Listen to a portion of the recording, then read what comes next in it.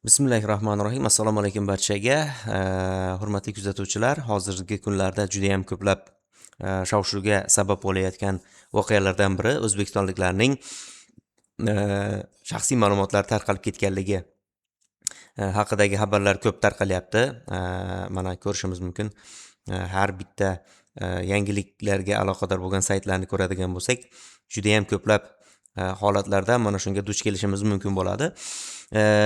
Shundan kelib chiqqan holatda yuqori ogohlikni tavsiya qilamiz.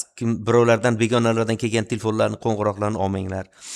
Chalg'ituvchi qo'ng'iroqlar bo'lishi mumkin. Siz falonchimisiz deb turib sizni ma'lum vaqtgacha vaqtingizni olib turishga harakat qiladi. Mana shularni sirazi nima deydi o'sha shubhalimi qo'yib yuboringlar. Telegramdan har xil SMSlar keladi. Eng yaqin insonlaringizdan ham kelishi mumkin. Misol uchun menga ovoz bering, mana shunaqa konkursda qatnashayotgandim, kirib ovoz berib yuboring deyishi mumkin. Istalgan bir chalg'ituvchi narsa kelishi mumkin. Umuman hech qanaqa eng yaqin insoningizdan kelsa ham, umuman silkalarning ustiga bosmanglar, hech qanaqa bir parollarni, boshqalarni kimlargadir aytmanglar.